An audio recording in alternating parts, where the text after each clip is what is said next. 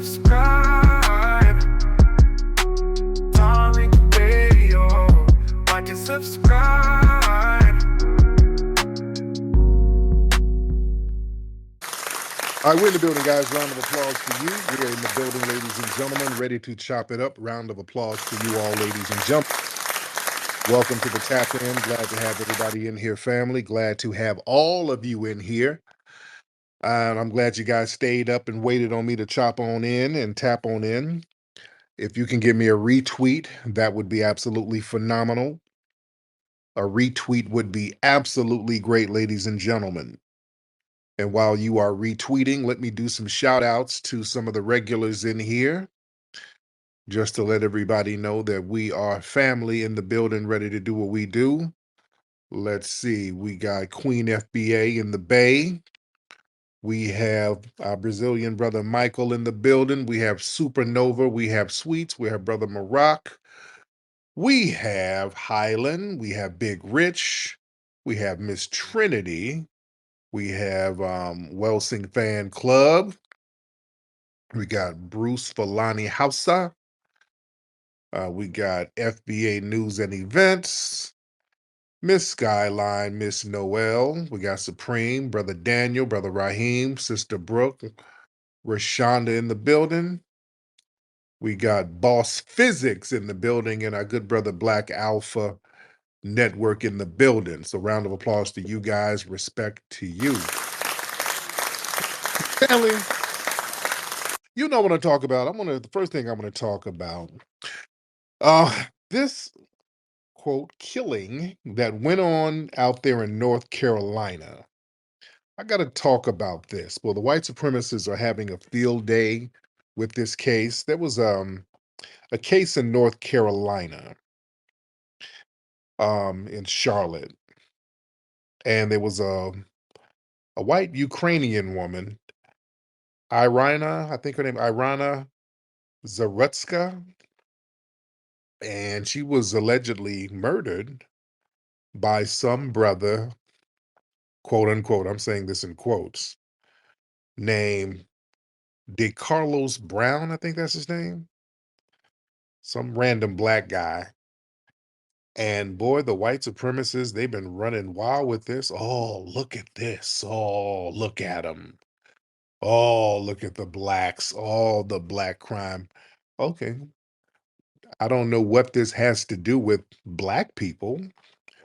Any white supremacists in here? What does this thing have to do with black people whatsoever? This isn't like the Jordan Neely case where the murderer was paraded around like a hero. We're not parading this dude around like y'all did Daniel Penny. Daniel Penny killed a black man on a train and he was all hugged up with Trump and y'all parading him around. We didn't do that. See, that Daniel Penny thing, that was a collective thing in white supremacist society. That was a collective white supremacist thing.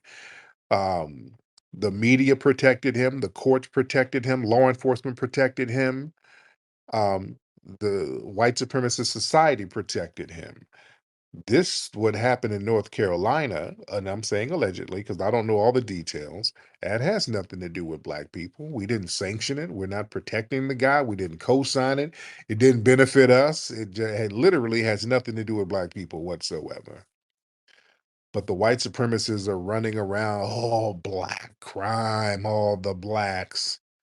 Oh, see, family, no, let's look at this case. Now, I really want to look at this case because even white people, there are some white people who are questioning this. There's some white people who are saying that this case and the way it went down looks funny style. There's some white people who got questions about it, about how real it is. Is it really real? Because some people are saying, and I'm saying, there's a lot of white people even saying this crime is almost too perfect. It's a perfect crime. It's you got a perfect victim and a perfect perpetrator.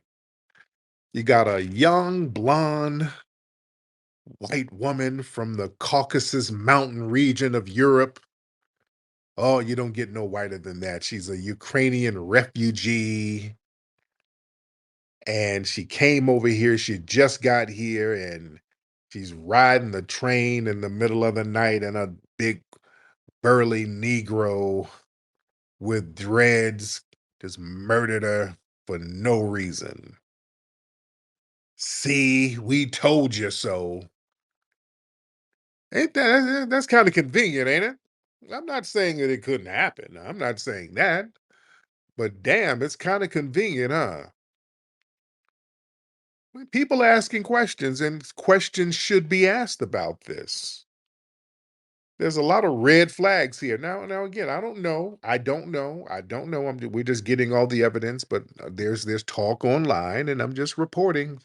Don't shoot the messenger. I'm just reporting what some people are pointing out, and people are just looking at this from different angles. Now, we do know up in New York and in San Francisco, a lot of the blacks committing crimes against Asians, many of those were staged. We actually proved many of those were staged because some of the people, especially in New York, they were using the same people for multiple hoax crimes. They would use the same actors, and we pointed this stuff out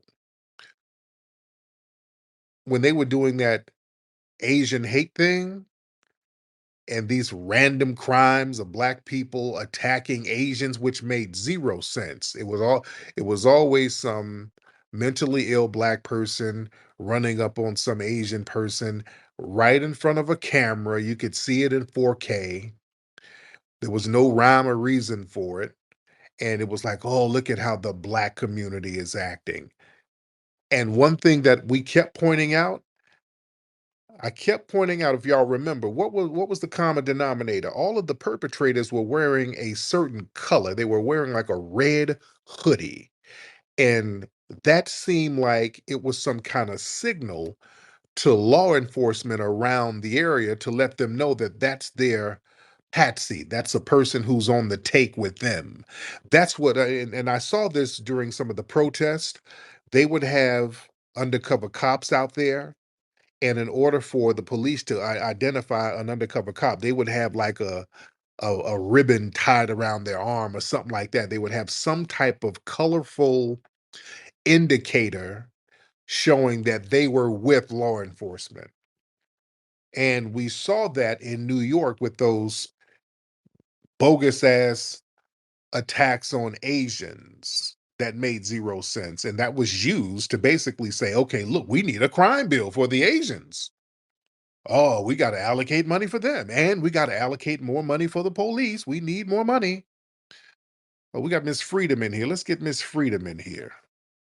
Let's get Miss Freedom in the building. She's a white woman. Let's get her in here. Miss Freedom, hop on in, Freedom. She hopped in early. Hey, Miss Freedom. Hi, Tariq. How are you? I am good. I'm good. You hopped in here early. What's on your mind? I know, I know. Sorry, I won't be long. You know that I won't be long. Thank Right. you for having me up. Uh-huh. Look, there's white on black, black on white crime that happens all the time. You and me know this. Mm-hmm.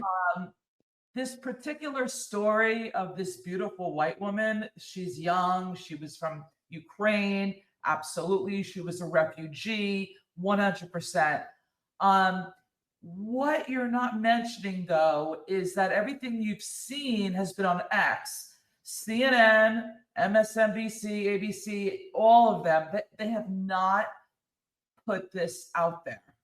That's why you see a lot of the white people getting upset because everything we've seen has been on X. The video Mm-hmm. of him, there's a video of him. Now, am I a videologist? No, I don't know how those videos work, but the video is very clear.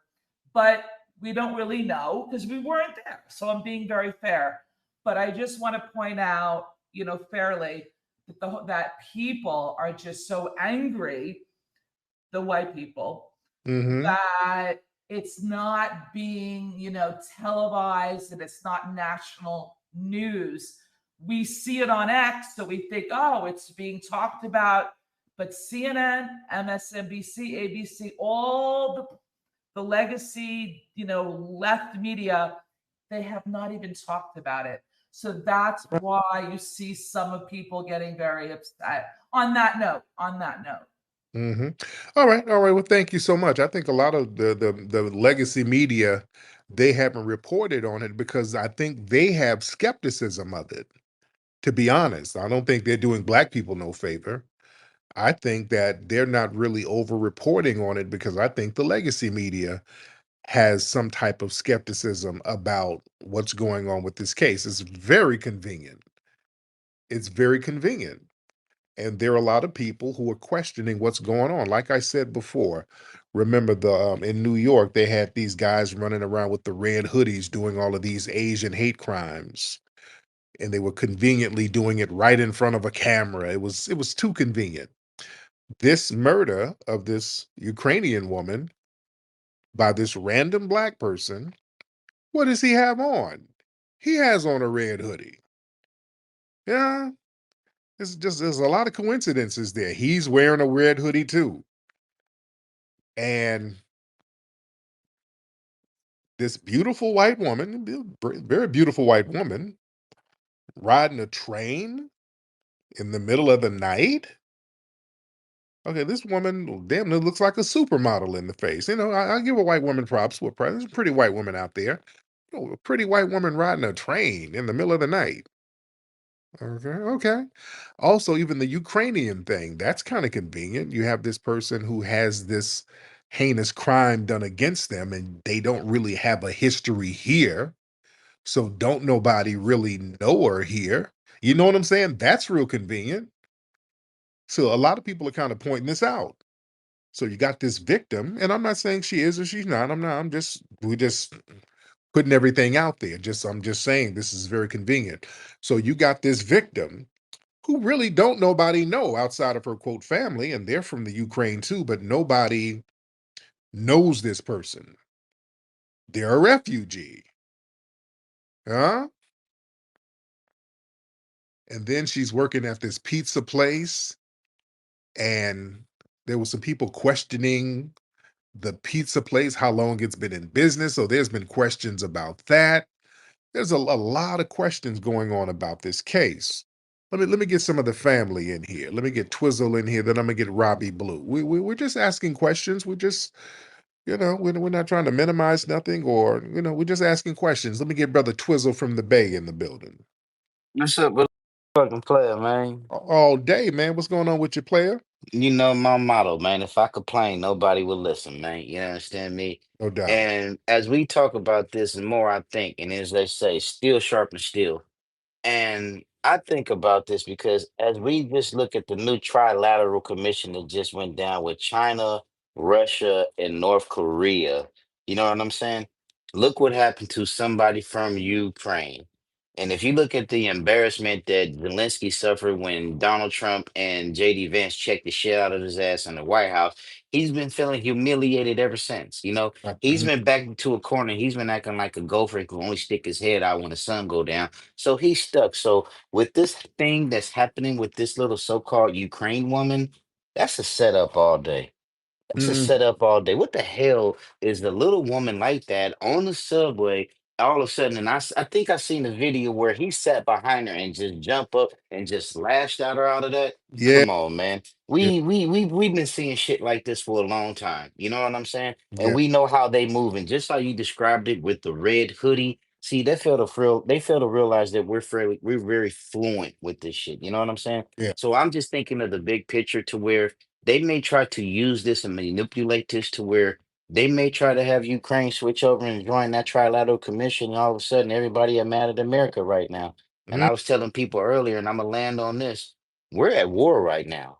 yeah. We have war right now, and it's about to be World War III. And all y'all here complaining about this and that. Y'all better start stacking provisions and getting y'all shit together, man, because y'all better pay attention. Y'all know me, I'm a huge Game of Thrones fans. If three of your enemies come together, you better pay attention to that. And I land my plane.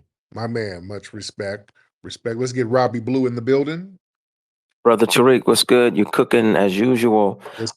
You're spot on with what you're saying. The red hoodie thing, that's rhyming. It's tracking as far as like, because being an agent provocateur is an actual government job. People forget that. Mm. But I've been thinking lately, and maybe you could expand upon this. You had Bacon's Rebellion. That was the first time that the real true powers that fund white supremacy, these oligarchs, they've always played both sides of the fence to control, the average rank and file white supremacist, right? Suspected white supremacists.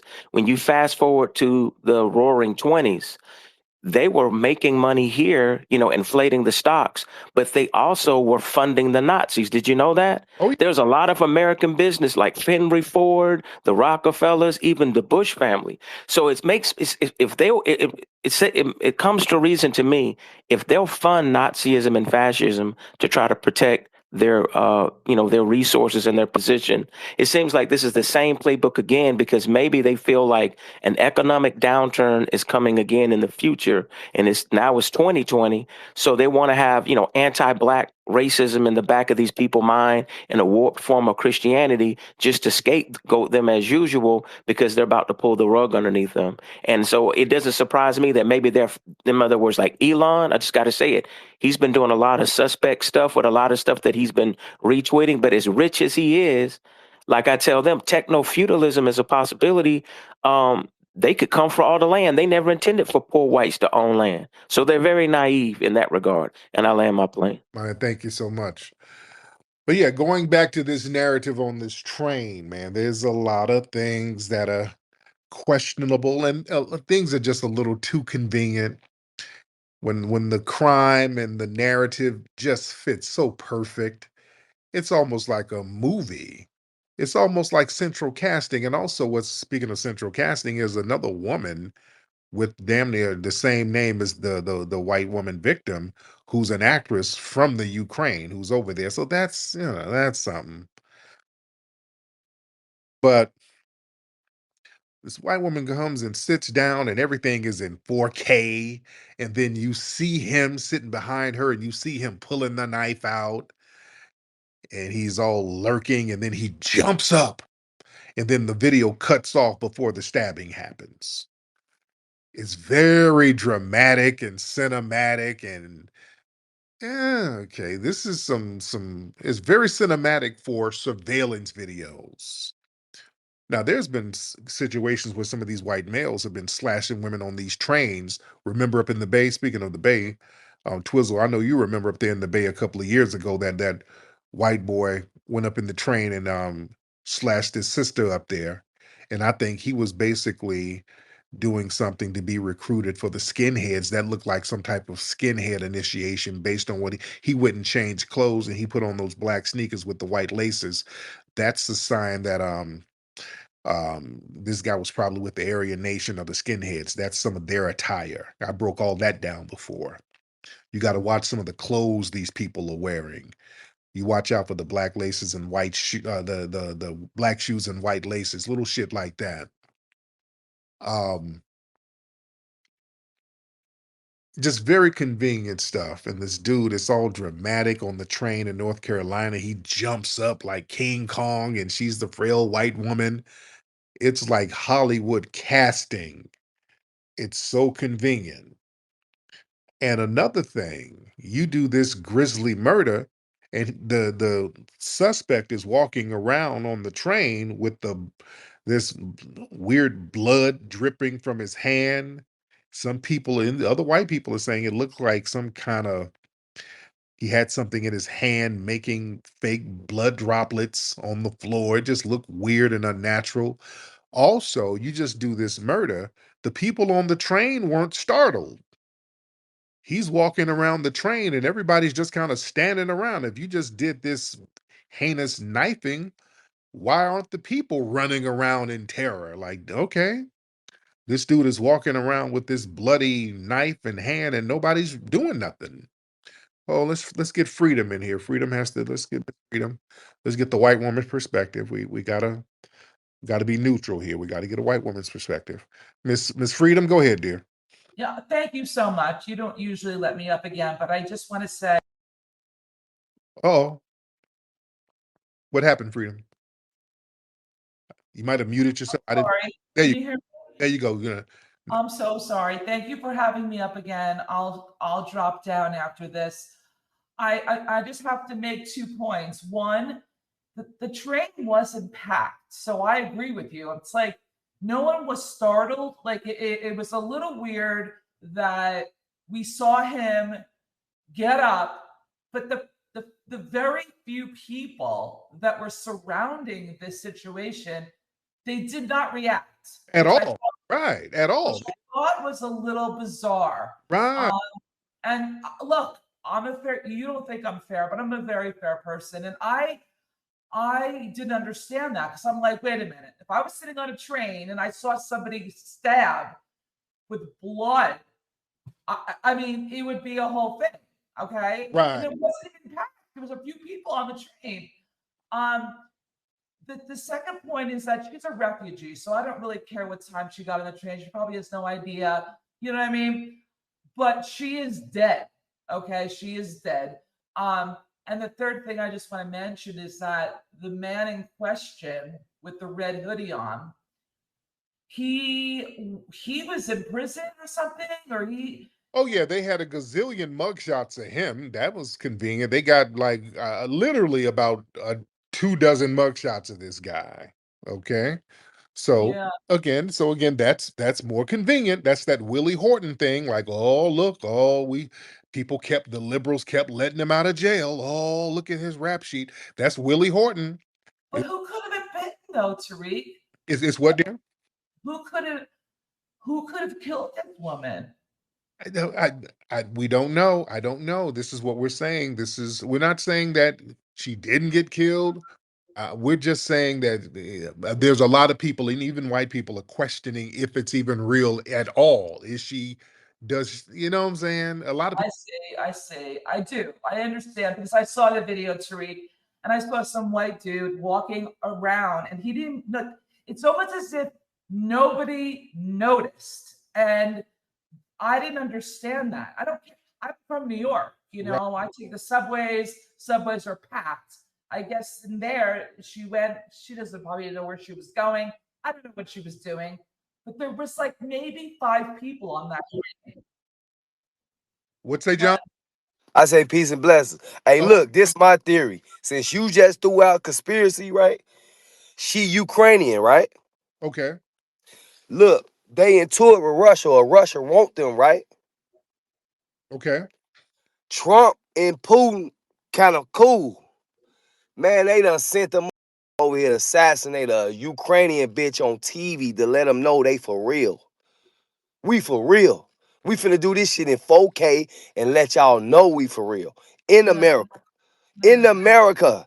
In America, we finna show you fear. That's installing fear in everybody, especially you, cracker.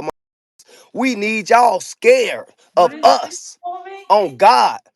Look, nigga, I'm in Crackerville right now, and they terrified of me off Oh my my energy. God. Off Okay. my energy, I ain't did shit. And I got a knife on me. All right. And I'm walking around with a knife. They Okay. on bullshit, bruh. They on bullshit, Thank and they you. trying to slide shit in to get they bullshit off, to justify they bullshit. I I'm gonna see. kick one of y'all ass severely. Pig, no pig. I'm not playing with you on my life. And y'all talk. Oh, thank You you. started. Look, Tariq, thank you so much for the time. I appreciate it. thank you. All right. I don't know what that dude was talking about. Okay. I don't know what he's talking about. That sounded a little oppy. All right. That sounded oppish right there. All right. I don't know what that's about. Yeah, I don't condone nothing what he was talking about. So yeah. Um, but again, what's interesting too, we saw something very interesting with the suspect. Somebody created a bullshit ass GoFundMe page for the alleged killer, which was clearly fake. Somebody had like, oh, we got to get justice for Dick Carlos, and then the GoFundMe took it down, and I think it only had $5 on there. So that seemed convenient too. That seemed like somebody was like making it seem like black people were all in on it, instead of this being a lone wolf, they were trying to make it seem like this alleged killer was getting some kind of support from Black society, you see. But there's a lot of red flags in this thing. A lot of red flags. Not saying it's real, not saying it's not, but I'm just saying there's a lot of questions here. Like people have pointed out, why the hell are people not startled? This heinous knifing just happened on a train, and nobody, people just kind of standing around casually. That looked weird. What the hell was his motive? Yeah, people just don't do shit randomly. What was the motive? Why would he do that? Why would he do that? He's just mentally ill. Okay, he's mentally ill. There was other people on the train. Why didn't he kill them? Why'd he wait for her to get on the train? There were other women on the train. And I look in the background, there was other women. So why'd he wait for her? So these are questions. These are questions. Yeah, even crazy people do. There's a rhyme and reason to do certain things, even if you crazy as cat shit. You do things for a reason. There's some kind of pattern, some kind of rhyme and reason for the shit. Yeah. So it's very, very interesting, and this is very, very convenient. It's a very symbolic target because a lot of people are pointing out that Ukraine, they're representing a lot of U.S. foreign policy interests right now. So tying a Ukrainian refugee to black criminality, that serves multiple agendas. And she's the perfect martyr. This white woman, a European, young, blonde, white woman, innocent. That's perfect to build public outrage and sympathy. Yeah, I mean, it's too perfect. That's the problem. That's why it's something. It ain't really passing the smell test because even Trump jumped up and mentioned, "I'm going to have to send the National Guards. Some of these criminals, they were born criminals. They'll stab you in the neck and won't even think about it." So he was referencing that. Yeah, yeah. So now he's conveniently using this to talk about deploying the National Guards. Too convenient. It's extremely convenient. The perfect victim, perfect villain. This is the classic propaganda framework. Young, attractive, white, and foreign woman brutally killed by a mentally ill black man. That creates high emotion, a real big dichotomy between innocence and savagery. Oh, it's the classic birth of a nation archetype. That was always used for historic lynchings in this country. That super predator narrative from the 90s. This is that on steroids. You know? And here's the thing. Black people are not committing crimes like that. Black crime is down. So black people are not doing a whole bunch of heinous shit. We're just not. That's why out there in DC, Trump was trying to make a big deal. Yeah, we've arrested so many people. Yeah, they're arresting people for jaywalking and traffic stops. But there is no major wave of black crime. It's not, because black crime is a myth. There is no organized black crime. You just got random people doing lone wolf shit. Has nothing to do with, there's nothing centralized. There's nothing institutionalized within black society that we are all complicit with. That's what it would make it black crime. We would have to be somehow complicit with it. We're not complicit with it. We're not complicit with random acts of criminality. We're just not. You black people going to work every day, you ain't got nothing to do with somebody smoking crack in an alley in Detroit somewhere. If you taking your kids to daycare in the morning, you have nothing to do with somebody getting hit upside the head with a liquor bottle outside of a club in Memphis. You ain't got shit to do with that. And you stop letting the white supremacists make you think you got something to do with that. When some random person does some stupid shit, the white people have y'all ass running around here, man, we got to do better. I ain't got to do shit. I ain't in no hole in the wall ass club somewhere down in Mobile, Alabama with a bunch of hood rats and dusty niggas. I ain't got nothing to do with that. Hey, shit to do with me or you. Don't let them run that Jedi mind trick because yeah, they distance themselves from white criminality when they are complicit with it. They're complicit with the Zimmermans. They're complicit with the Daniel Pennies. They're complicit with the Kyle Rittenhouses. They sit up and make these idiots heroes. We don't. But going back to this case here, there's a lot of emotionally charged racial optics there. That blonde white victim and a dark skinned black male assailant that taps into all of those visual cues that they've been weaponizing against us. And then they politicize that whole mental illness in black men. You know, all these black men at all, they're just mentally ill. They're just super predators. They can't be redeemed. Oh, the black man is a lurking public threat. Oh, see, white women, don't lay up with them. They'll get you and won't even think about it. That's what Trump said. And again, they use all of this stuff to justify these authoritarian crackdowns. You know, Trump and all these other people, they're already using this story to really get everybody riled up, doing the whole born criminal narrative, and basically that and Elon Musk is even on it too. He's been retweeting some of the bullshit. So black presence equal danger, and it must be met with military force and all this stuff. Because what they have to do, family, again, I've been saying this, they have to create an apartheid state because their numbers are dwindling. The white supremacist numbers are dwindling. They understand that they're going to have to start trying to rule as a minority, and they have to do that militarily. They got to have a constant military presence. Because again, this killing out there in North Carolina, quote unquote, it's it's perfectly timed and aligned with a lot of the anti-black policy push, this whole tough on crime rhetoric, and crime is a euphemism for us. That's the whole 13th Amendment loophole. Instead of saying we're slaves, they're saying we're criminals. That was the loophole. So everything we do is criminalized.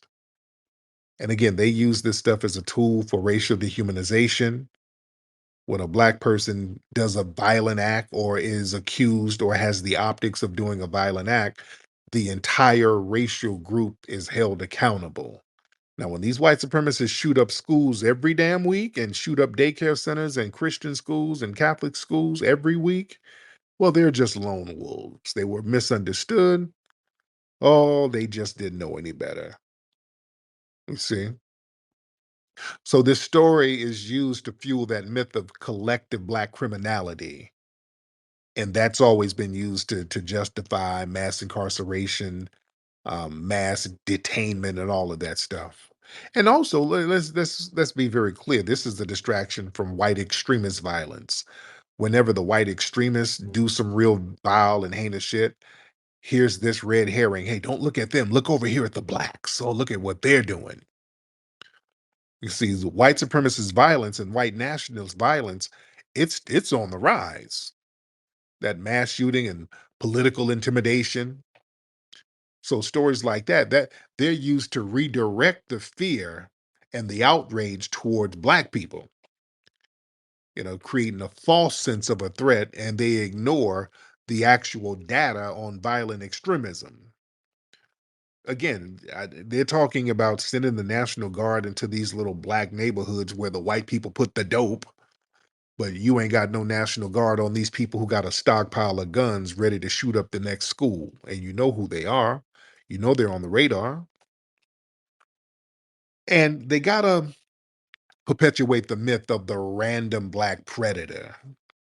You know, this trope of the random, senseless black attacker.